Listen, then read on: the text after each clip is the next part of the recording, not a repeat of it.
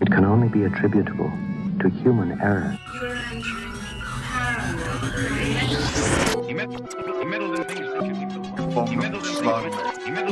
Where will we go next? This phantom from another time. No one, Mr. Mulder. That's it, man. Game over, man. Game over.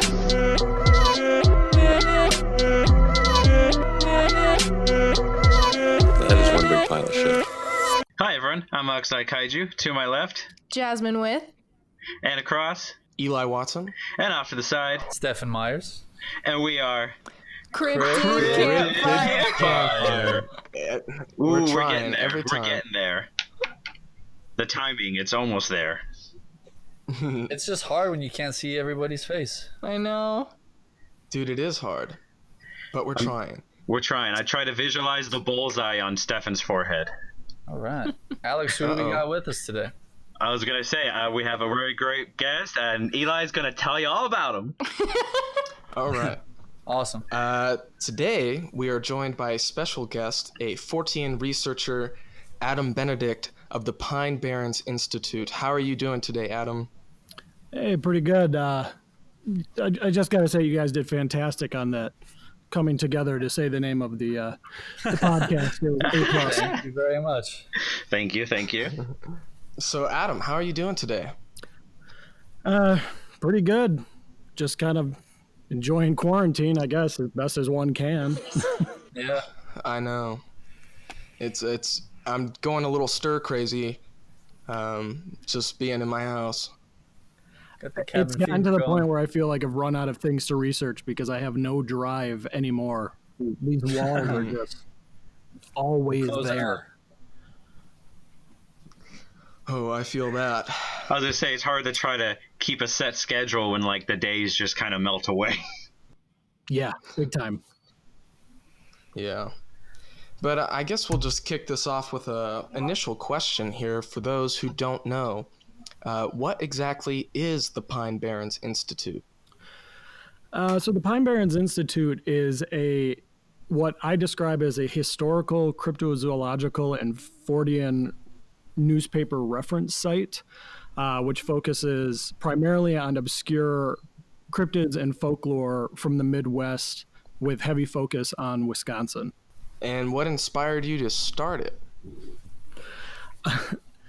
Honestly, the biggest thing is that I wasn't finding anything new. Growing up and constantly hearing the same stories of, the big top 5 cryptids that, everyone's writing about Bigfoot, everyone's writing about Loch Ness. And you can only read the same stories told by different people so many times before you start wondering if there's anything else out there. So I just kind of started looking on my own and gathering up all these reports and stories. And then eventually I got so many of them, I decided, why don't I put them out there? Because of, I'm looking for different things, and I guarantee other people are looking for different things as well. And it kind of just snowballed from there. Started as a blog, then it turned into a website, and then, eventually led to a on again, off again podcast and book and all that fun stuff. Yeah. And I have a copy of your book, Monsters in Print. And that's a pretty cool read right there. There's just so many articles, hundreds of articles in there. I did have a couple of questions about that, actually. What was the most difficult part, the most challenging aspect of compiling all of those articles? Originally, there was a few different challenging parts. The first one I find to be kind of funny when you think about it, but for a while the book was nothing but sea serpents and lake monster stories. I just had so many of them, and it's just like, I don't want all of these. I need land cryptids. I need air cryptids. I don't want all of these sea monsters. So it was like I was overflowing with that, which was a challenge in itself.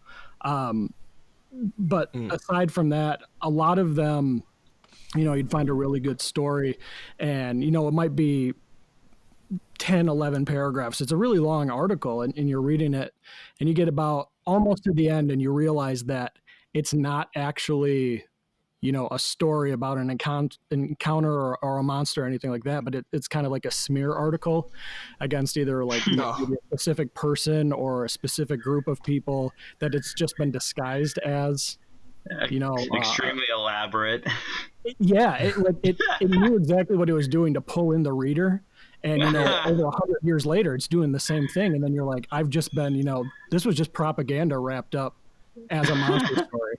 And you come across a lot of those, which some of them did make it into the book. Some of them, though, were like really, really bad and had to be tossed. Gotta do what you gotta do. Just like bad creative writing exams. Just like, toss them. Yeah, I was gonna ask as a follow-up question, how do you define like a real newspaper? How do you determine what a good article is to be included? Like, how big the publication have to be for you to consider it legitimate? When you go through so many of these old newspapers, you start picking up on these subtleties, whether it be by word choice or how they format, a paragraph. A lot of the time, in my opinion, they're considered true or believable, heavy quotes on true and believable. But if they don't put so much emphasis on, I guess, like the monstrous act that's occurring, a lot of the believable ones are, someone came across something in the woods, but other than that, nothing else really happened. There might have been a little chase. People might have been looking for it. So those are pretty believable, because stories like that still come out today. It's the ones where they go to great lengths to, this person was scooped up and this monster killed 13 people. And this one looked almost exactly like, this politician at the time who looked a certain way. They put those subtleties in, and you're like, oh, okay, this is crap. But it's the ones where they just go, they saw something strange in the woods. It was big and large. They didn't know what it was, but they still had to get to their destination. So they noted it and went on. So those are like, this is something happened here, because they can't make anything up for that, besides what they actually saw. That was weird enough to them. Yeah. Wow. So I guess my next question here is that, do you research exclusively online, or do you go in person to like old libraries and find old documents? A lot of years ago, like when I was still in high school and stuff like that, I'd go to the libraries, I'd go to the Historical Society and ask around if I could see some of their old newspapers and, some of the old files and stuff. But over the past few years, pretty much everything has been going digital, where they've been scanning in all of their old documents and newspapers that allow you to go through them for free. A big one who's done this is the Library of Congress. They created the Chronicling America section of the Library of Congress, where they're digitizing every old newspaper within America that they can find, and they actually send grants to universities to have them digitize their collections too. And it's their mission to pretty much get everything online from the first newspapers up until current.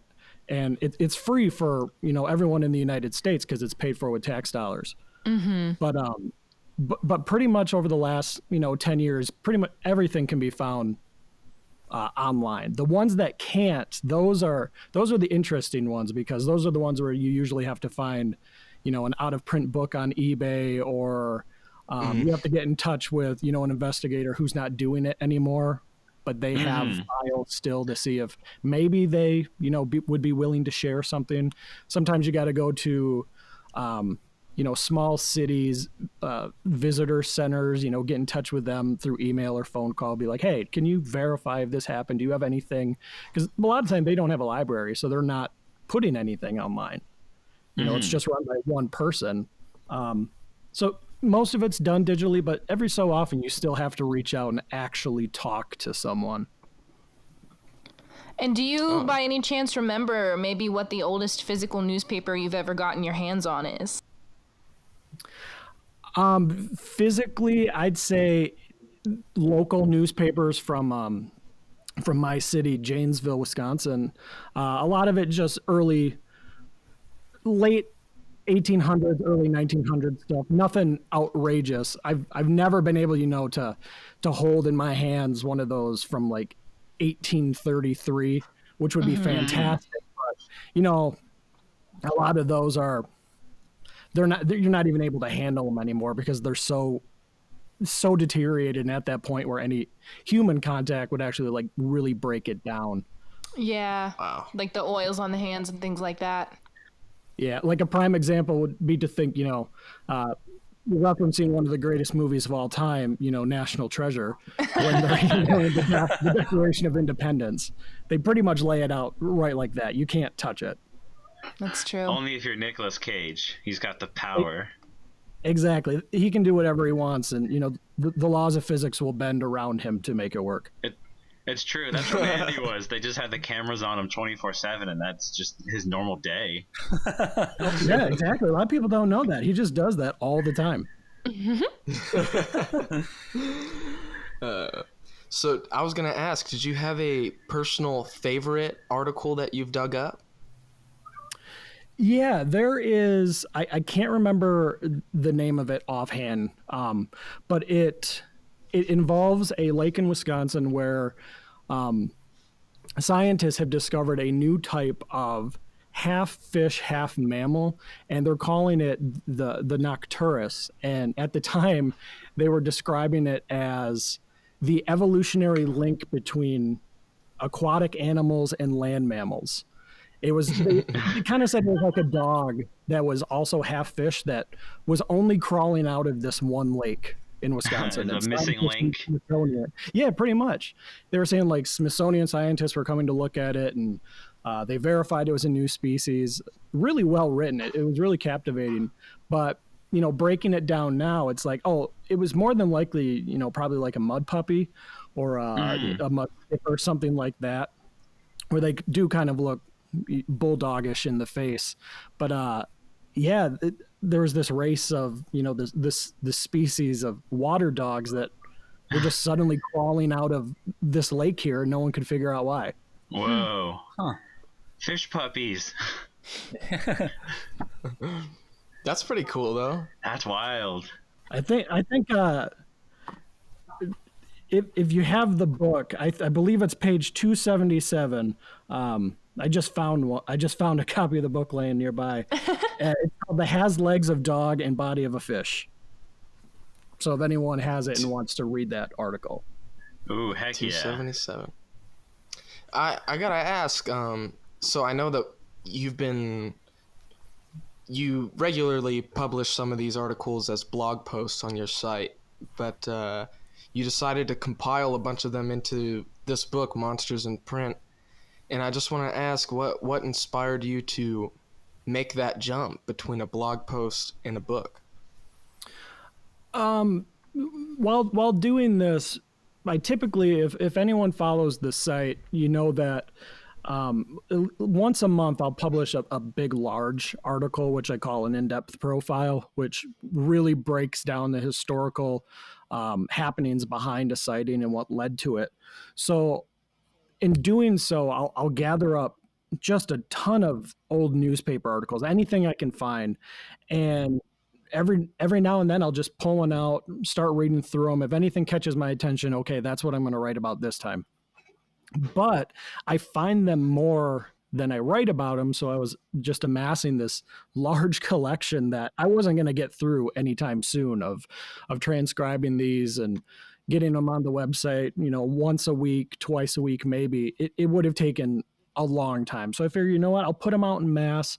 These are some of the more interesting ones. They're longer. There's a good span. I'll put them out there, and then I'll keep doing what I'm doing on the website. And it's still going. I got these out there, and now the collection is building again.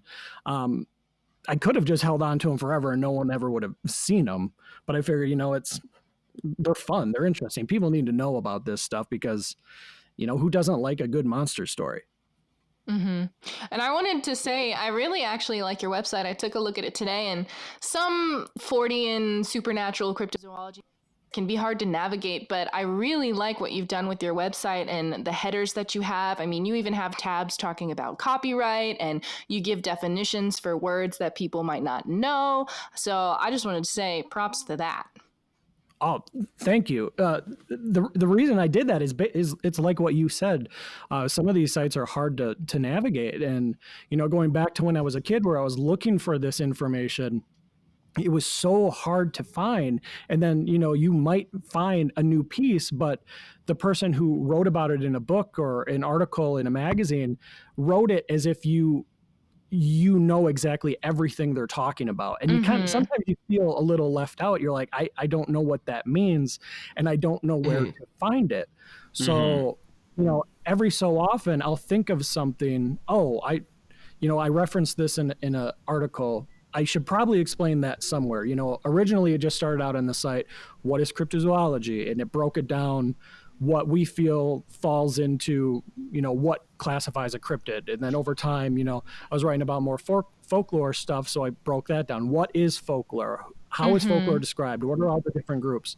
A lot of people, don't know what fortean means. So, there's an explanation on there, where it comes from, where it originated, all this stuff, because it was difficult for me to learn this stuff and get into it. I don't want to make it difficult for anyone else. If there's a kid out there who's like, oh, this is really interesting, don't make it so they want to turn away after like the first week of doing it. Like give them everything you can so they want to keep doing it. They feel welcome right away. Mm-hmm. Yeah, I mean, that goes for people on Twitter. Yeah. I know especially like Bigfoot stuff can be real codified, if you will, PGF frame 352, it's like, what does that mean to a normal person? Like, oh yeah, and God forbid you ask the wrong person, the wrong question about it, and you are instantly ostracized. Yeah, I know. It's a pretty crazy world, the fortean thing. This is Tobias Whalen and I were talking yesterday. Tobias is from the Singular Fortean Society. You guys actually talked to him not too long ago. We actually talked yesterday that this field is, in our opinion, this field is something that should be taken as seriously as other mainstream sciences, because there is a lot of actual science that goes into it. But the people in this field should stop taking themselves so seriously, because when it comes down to it, nobody knows what the answers are because no one's figured it out yet. So stop acting like you know everything.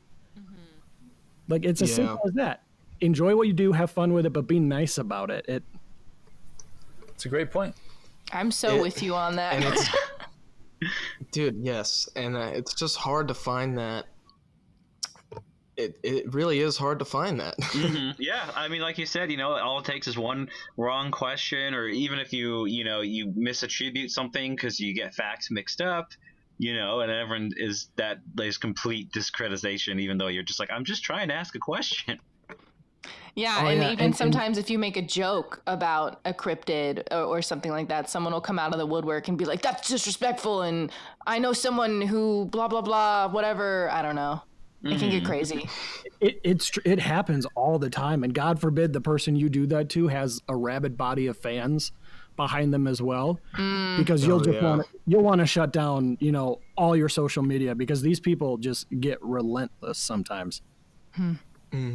That's why I don't even go on Twitter anymore. It's true. I couldn't handle it.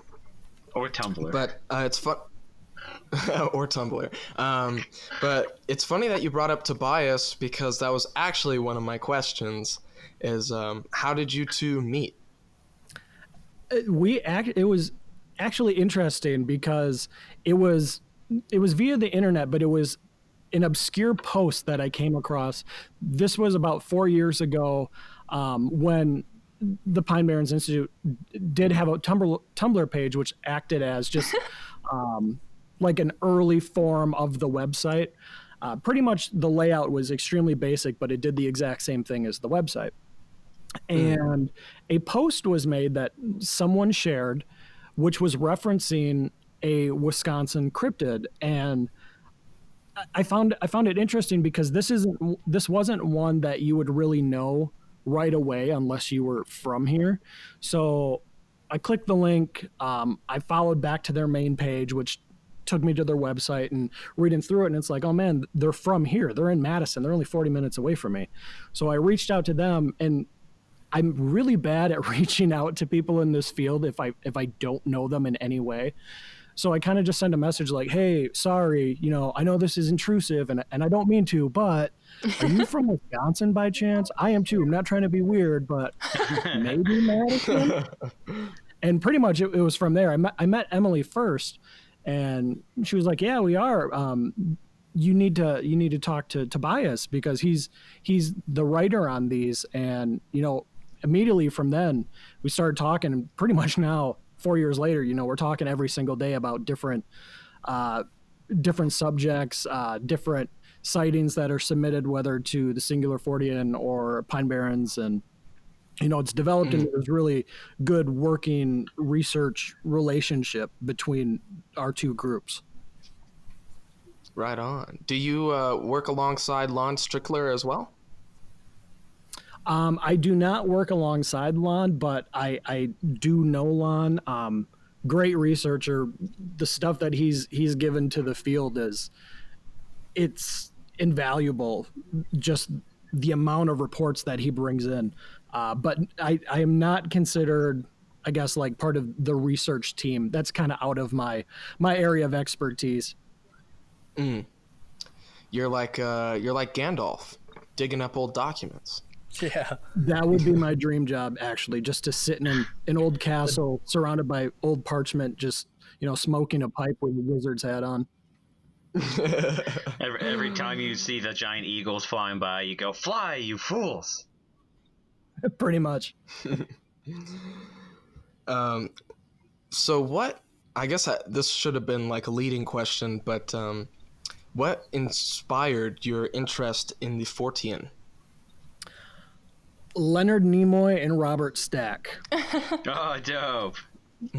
Those were, growing up, old reruns of In Search of, and new episodes and old episodes of Unsolved Mysteries. Yeah, really opened that door, because back then, shows about the weird and the strange from like the 60s, 70s, 80s, sort of into the early 90s, they really took this stuff not super seriously, but they respected what they were talking about. And to see, Nimoy and Stack on TV, not making fun of this in any way, just presenting the hard facts and saying, they're talking to actual scientists, they're talking to actual researchers, they're using real scientific data. That really opened the door.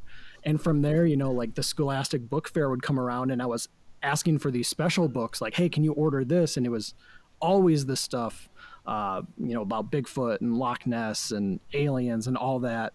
And I went to a private school, and the teachers were very reluctant to order any of that.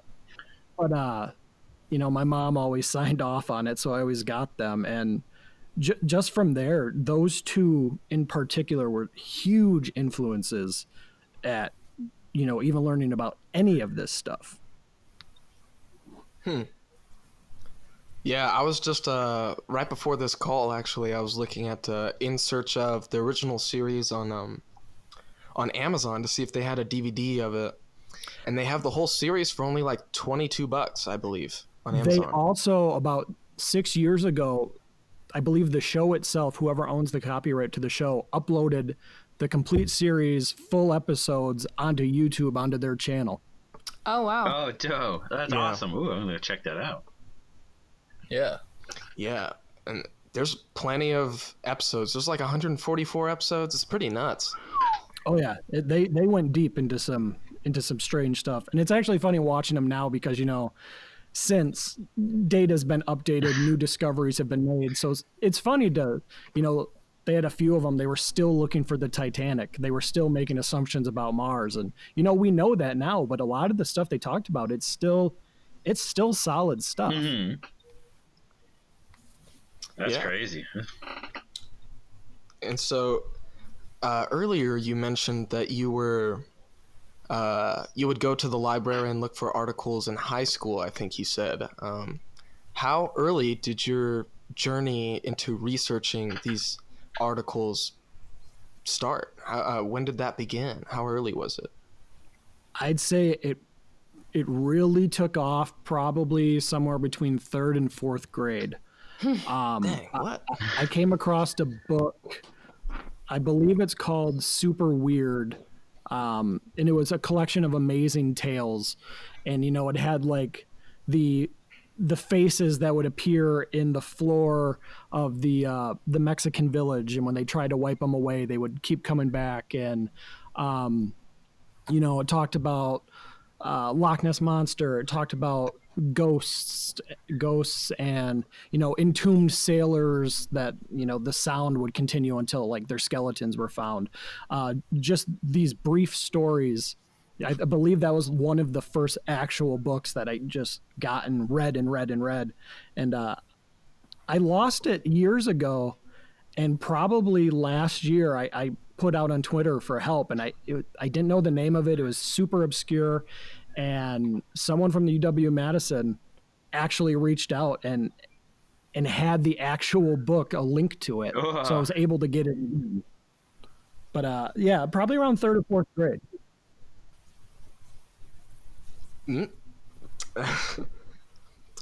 So I guess we've been talking a little bit, Adam, over Facebook Messenger, and I know you mentioned to me that since quarantine started, you've been watching a lot of fortean documentaries. Yes. Do you have any recommendations for us? First and foremost, anything by Small Town Monsters is a fantastic series to get into.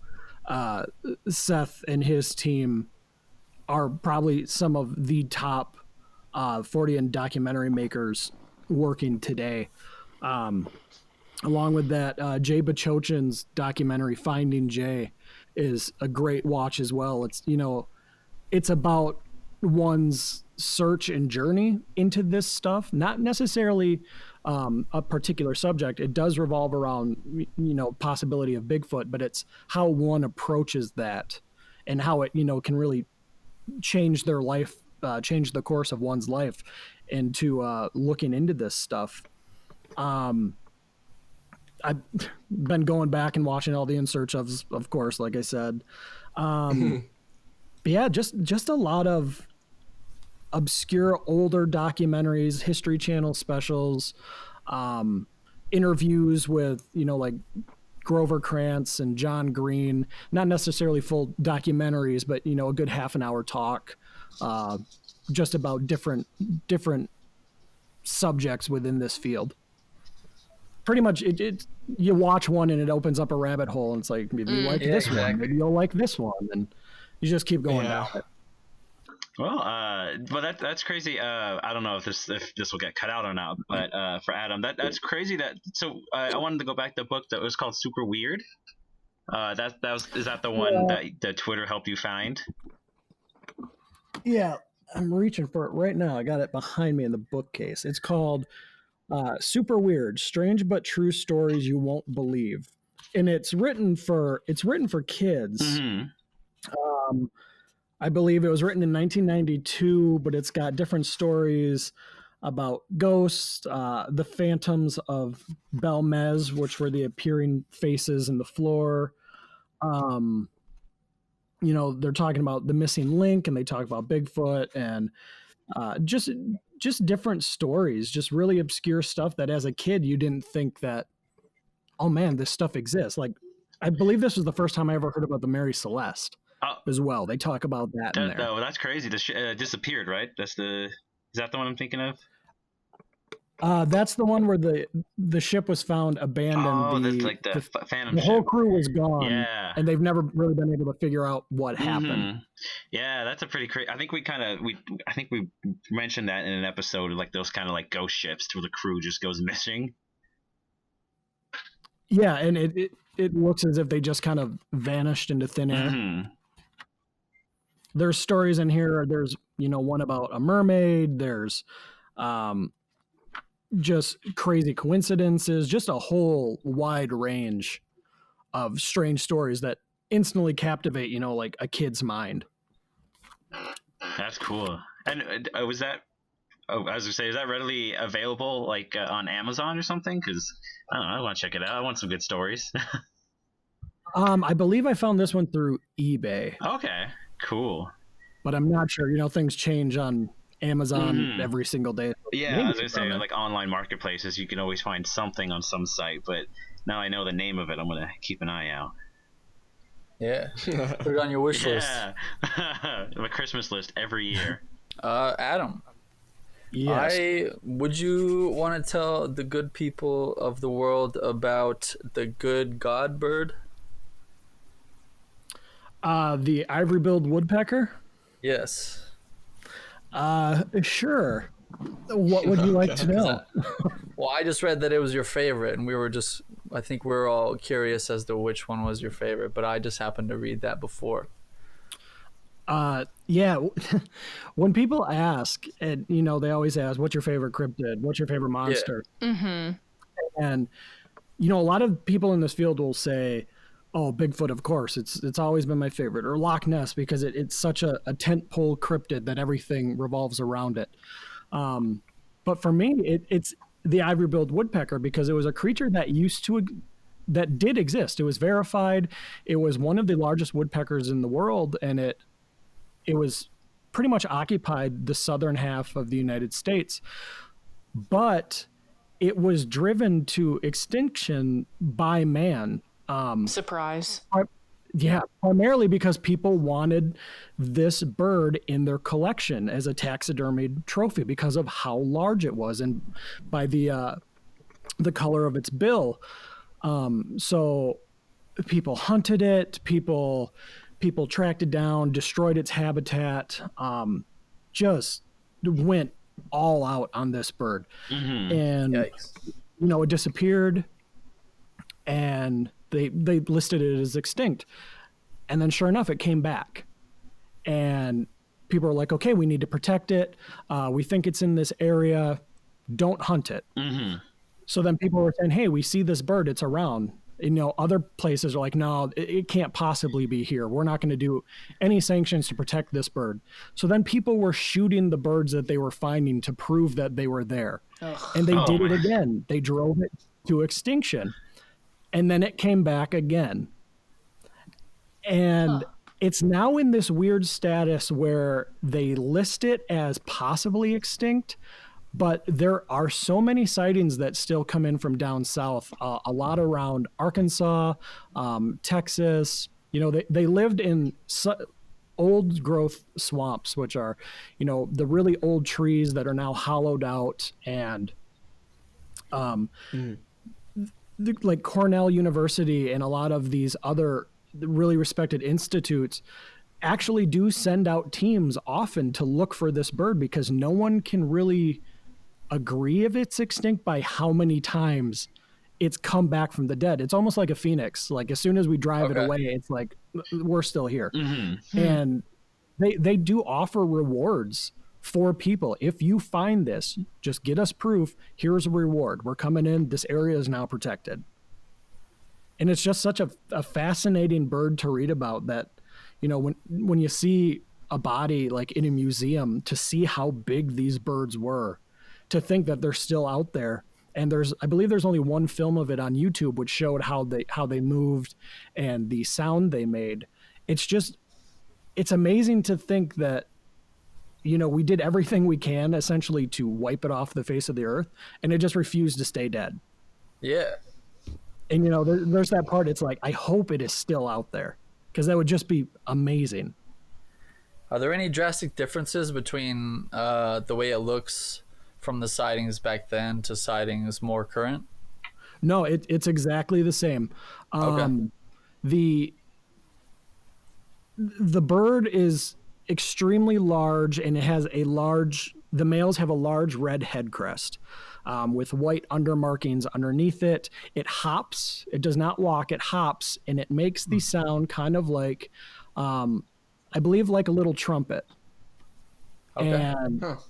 And they mate for life. The pairs do. They usually only have like 1 to 2 chicks, so they mate. I believe they said like once or twice, but they only do it in a certain type of tree and area, and those are the ones that we keep cutting down. So they believe if it does exist, it probably is only in a few select locations around the United States. Interesting. Wow, that's crazy. Well, It it's is. time to bring it back, baby. Everyone get out there. We got to find proof. Yeah.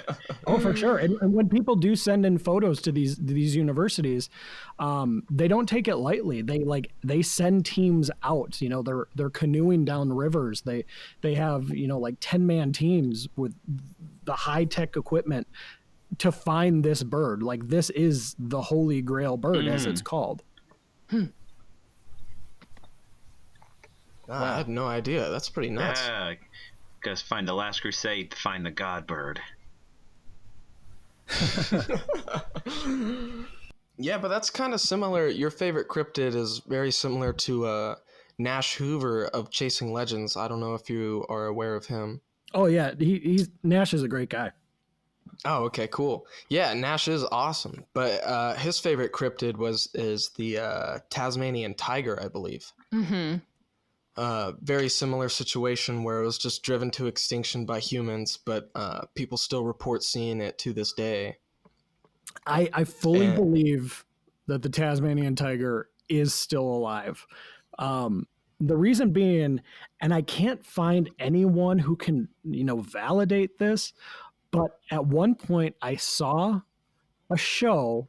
I want to say it was something along the lines of maybe Mysteries at the Museum or History's Mysteries, something like that, where they talked about at the time that there was all-out war on the Tasmanian tiger, there was a group that actually smuggled them out of Australia and took them to surrounding islands because they knew that people would wipe them out.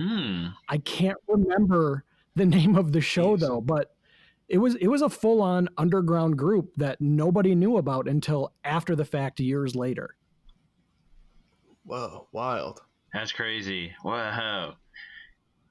Also, if you've never seen the movie The Hunter, that deals with the last surviving Tasmanian tiger and stars Willem Dafoe.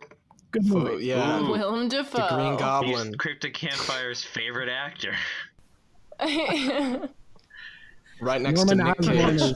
is out for the Tasmanian tiger. But you know what else? It also reminds me of the Alexander Petakov's latest documentary, Lines of the East. I don't know if you've seen it.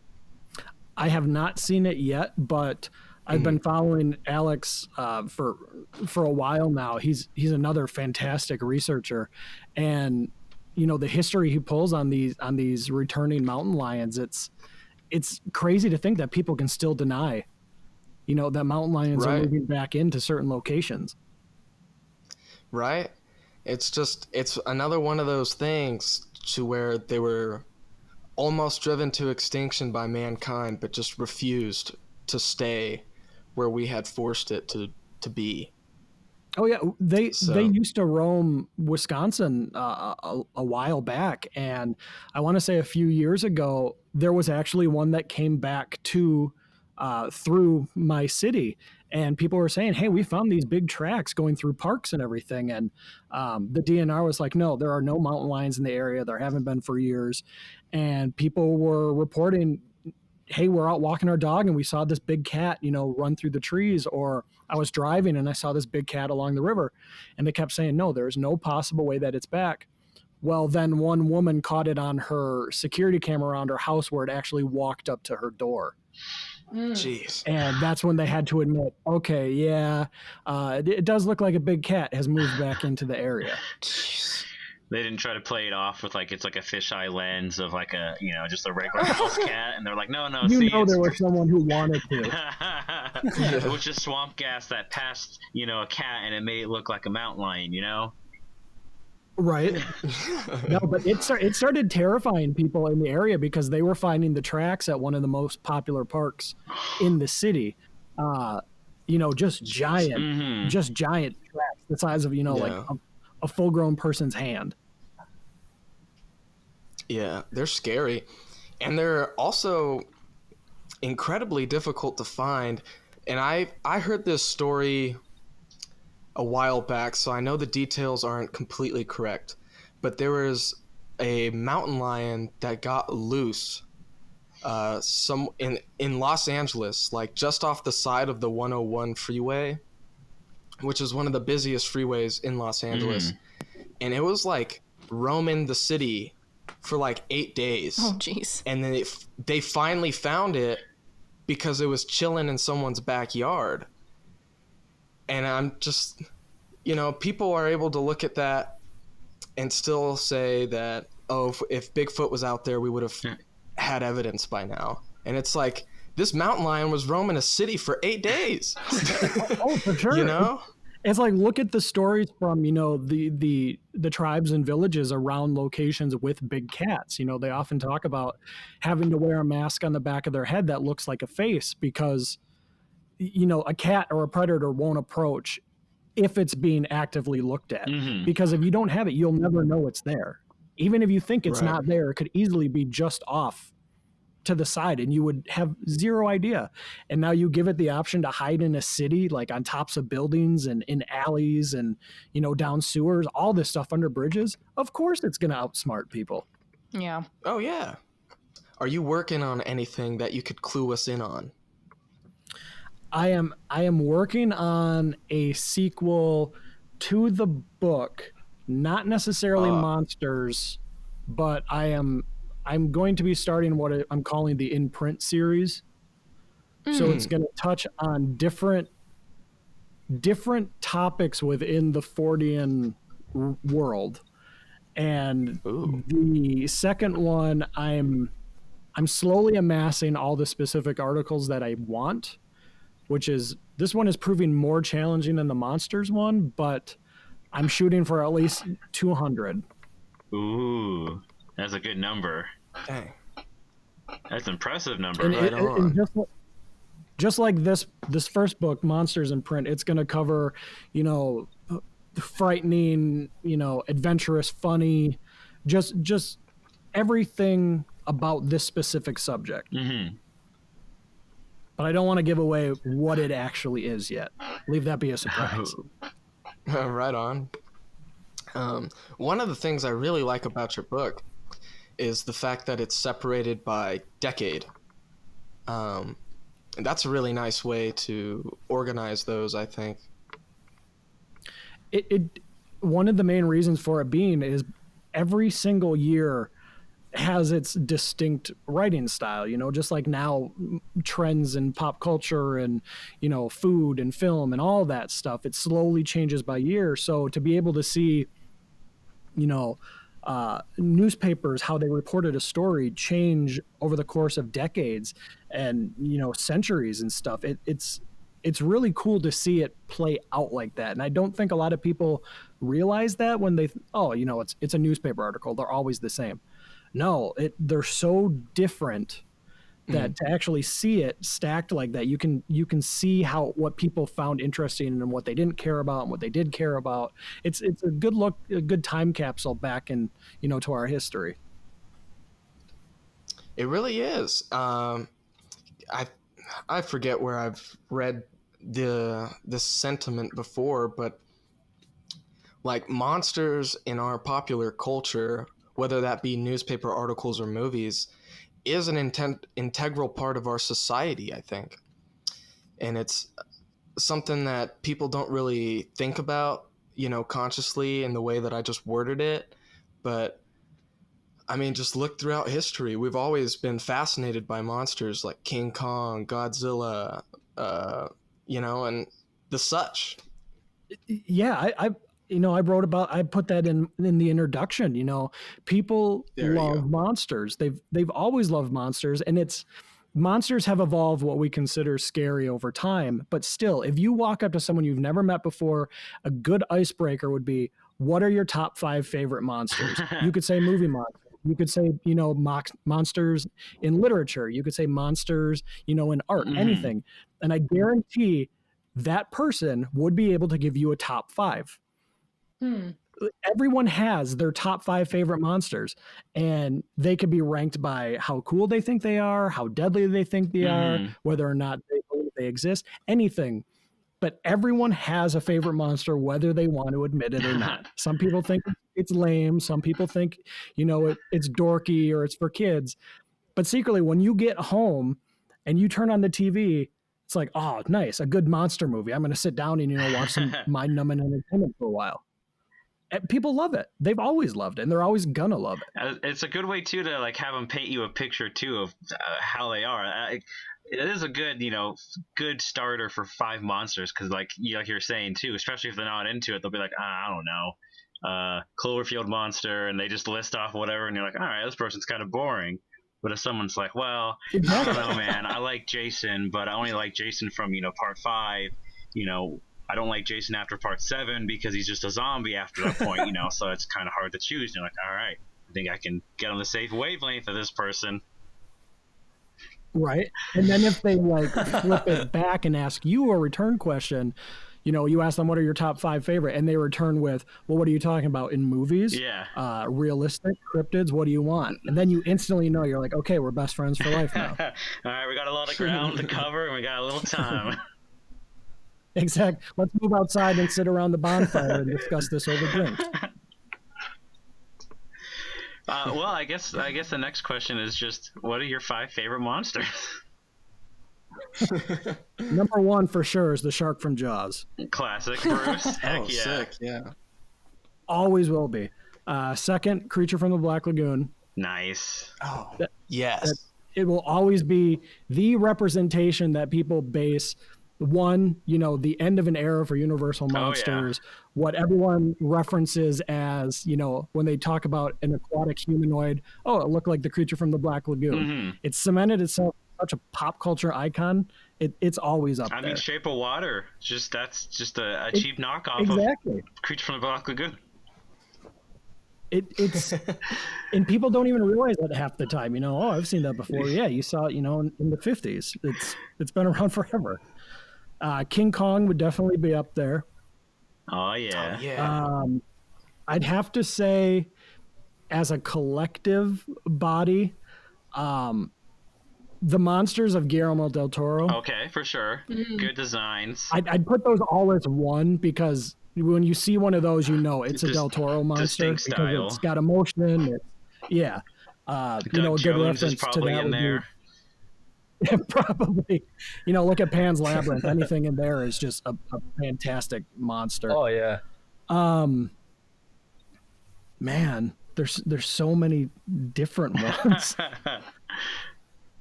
And then now it's going to be difficult. I'll have to think about it more for those last 2. Off top of the head, just at the moment, who are you thinking right now? Because you can always go back and change it later. You can update your status later. Harry from Harry and the Hendersons. Yeah. He's been a big one since I was a kid. That's also something that helped open the door. I think Godzilla probably, of course. I think Harry and the Hendersons had a similar effect on me growing up, because I remember my dad brought home a DVD one day, and it was just Harry and the Hendersons. And that's how I watched it for the first time, and my mind was just completely blown. As a 7 or 8 year old child. Did your mind explode at the end scene where he tells him to leave, and you don't see the other 4 Bigfoot standing there as well? Because that gets me every single time. Oh man.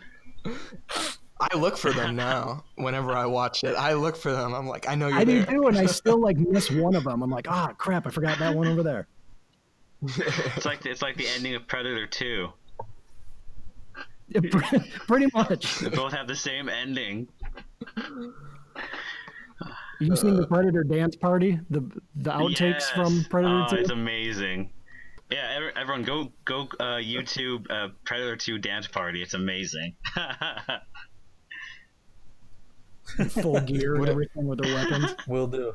What is this? They're just dancing. Yeah, it's full like a costume, blooper. or? Yeah, it's like a blooper. They're getting the set like ready for the next shot. So it's just all the guys in the Predator outfits, and they're just like hanging out, dancing, just killing time. It's amazing. I think I've asked every question I wanted to ask you, my friend. I got a question for all of you. Oh, okay. Tables have turned. It's a two-part question, and I like to ask this to everyone because it always brings up good conversation, or you learn something about people that you wouldn't naturally expect. What cryptid to you, without a doubt, in your mind, exists currently or has existed at one time? And the second part is which one could not exist at all, and you kind of find it ridiculous that people do currently think that it exists. Oof. I don't know if I have strong enough opinions to answer that question. I'm not extremely passionate or anything like that. I mean, I don't know. I feel like I would have to think about it. I'd say off the top of my head, for sure, the Bronze Age sea people. Oh, jeez. No. These disgusting human, alien, fish people like creatures from the Black Lagoon hybrids with their bronze armor came out of the ocean. They wiped out ancient Egypt, sent it back to the prehistoric era. But the Egyptian gods raised back and they killed the sea people and sunk Atlantis. Oh, Lord. That's the kind of answer I want to hear. Well, that's the kinds of answers that Alex always gives, so he's got that covered. There you go. That's mine that exists. I think Bigfoot exists. Yeah, Eli's pretty sure about that one. He's talked about it a couple times. Yeah. Yes, I'm very positive Bigfoot exists, and I haven't seen Bigfoot. Me and my dad went camping at Mount Hood National Park last year, and which is like one of the best sites or one of the best spots in the country to witness a Bigfoot. And while we didn't see a Bigfoot, we did hear some strange noises on our second night out there that are still unexplained, and I'm not sure what those were. But you're hoping they were Bigfoot. When you say noises, are they along the lines of like unexplained movement and sounds within the woods? Or are you saying more like, something reminiscent of the Sierra sounds, which people say is like Bigfoot vocalization?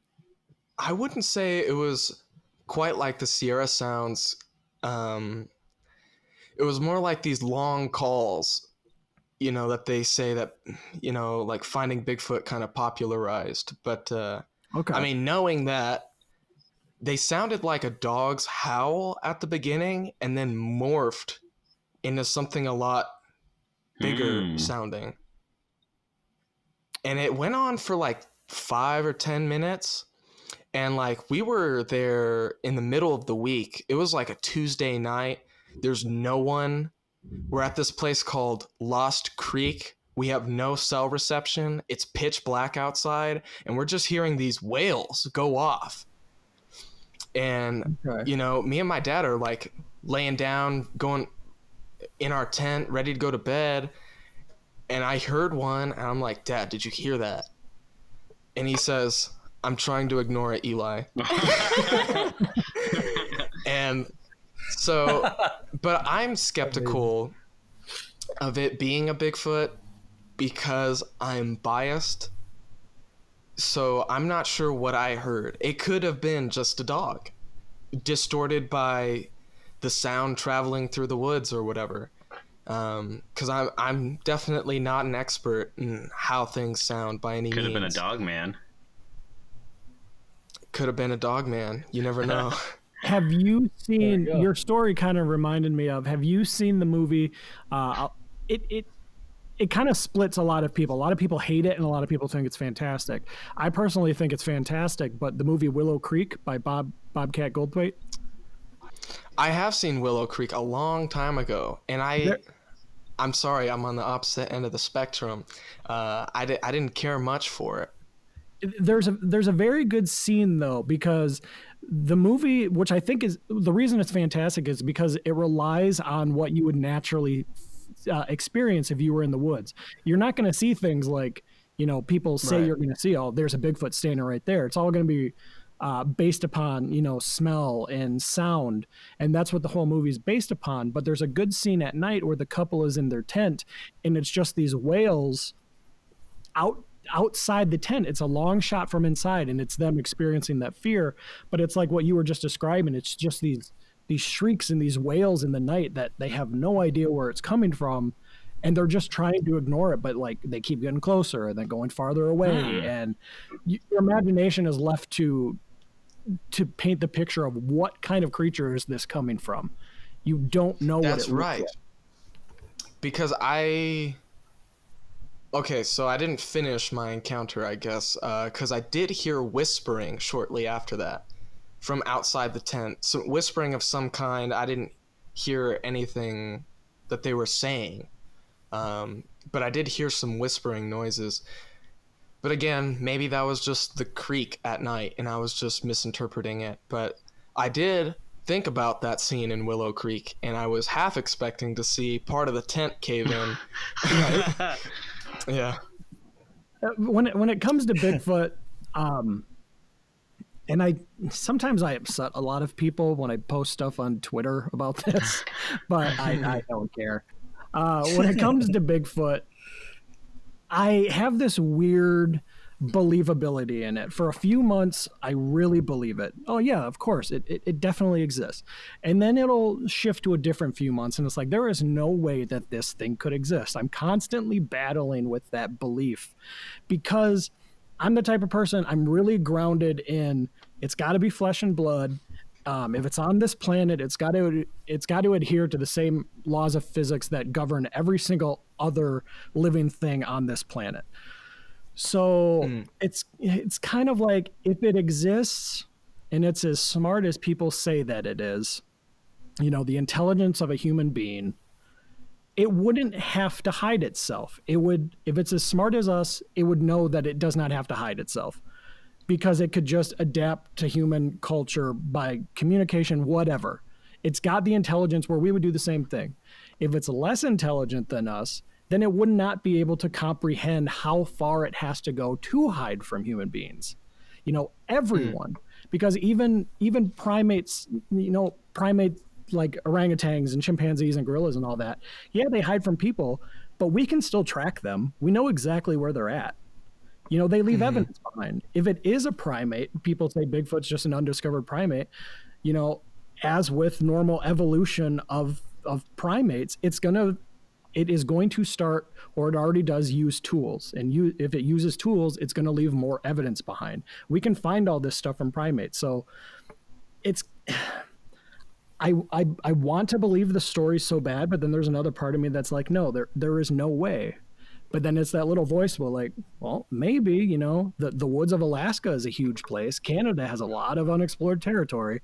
So I go back and forth all the time. I just don't know. Like experiences such as yours, with the strange sounds, it's like, okay, that's got my attention, because there are some weird things in the middle of the night when you're in the woods. But then, you get the ones who people are like, I was walking along the trail and Bigfoot just walked out in front of me. It turned, it talked, and then it left. It's like, no, come on. There's no way. I know. It's just, Cliff Barrickman's museum, the North American Bigfoot Center, is, like a 30-minute drive outside of Mount Hood National Park. He set up there just because of the sheer amount of sightings that come out of that region. which is part of the reason why I wanted to camp there. That's a good way to do it because, if there's consistent sightings and they all take on the same qualities, yeah, there's probably something going on there. Is it what we would consider an actual Bigfoot? That's what we can't explain. And, people will never be able to until we have a body. But it's foolish to say there's not something going on there because people don't just people always say mass delusion, mass hysteria, whatever. But that doesn't happen as often as people say it does. So something is happening. What it is, though, no one has any idea right now. Yeah. Are we on cryptids we think don't exist? I think so.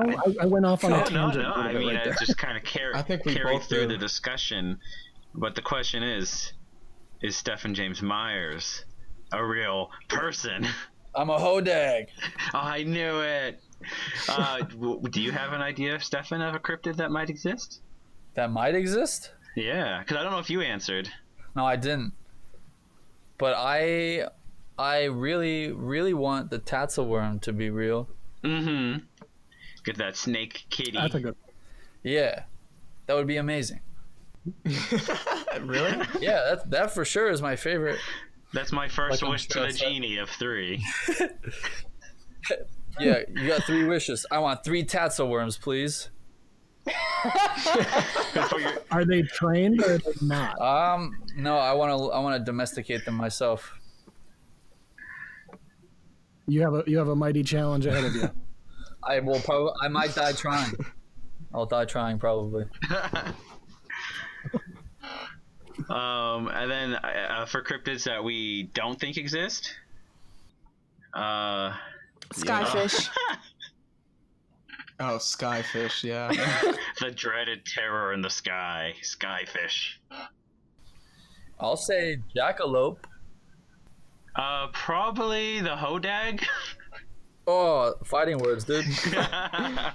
Because they were like, hey, everyone, guess what? We caught this monster, but it's a big fake piece of plastic. And they're like, I don't know how to feel about this, but we're trying to make money the rest of town, so we're going along with it, everybody.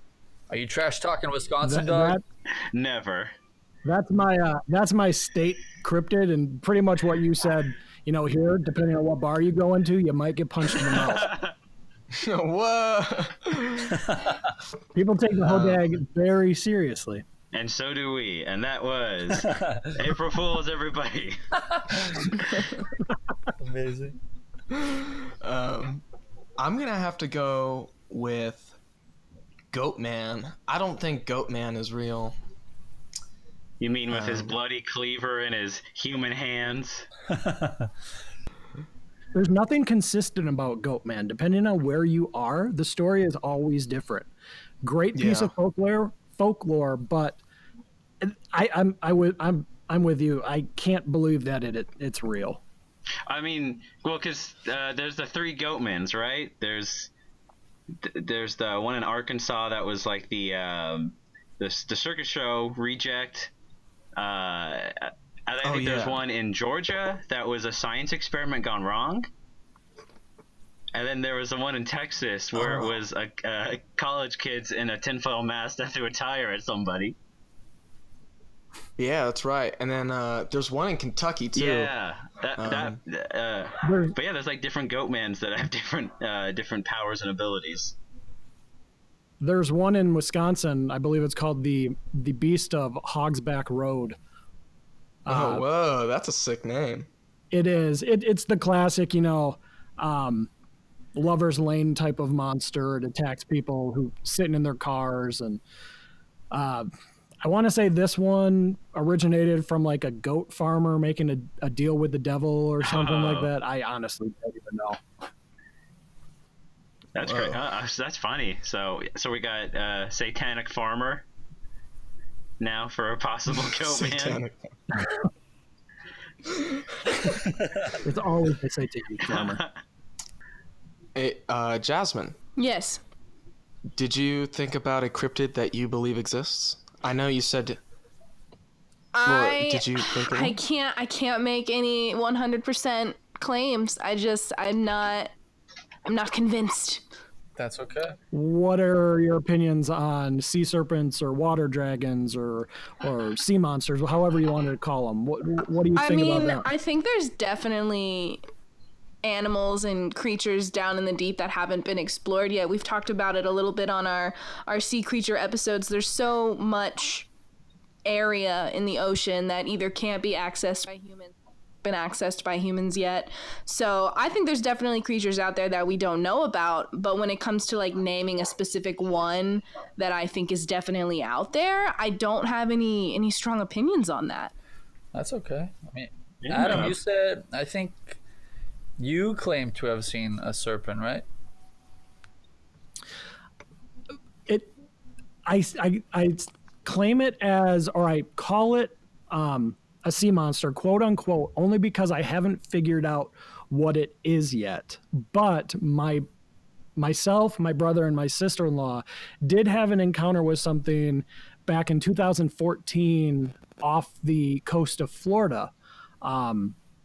We were out in the ocean. We were throwing a ball back and forth, hanging out in the water, a little bit up above my chest. I'm 6'2", okay. So decent amount of water, and we're out there, and kind of happened to look off to the side, and the water kind of started churning really weird, and this thing snaked up out of the water, just like a body section about as big as a barrel. Wow. It was speckled in color. It was kind of black on top, white on bottom, with a speckling in between.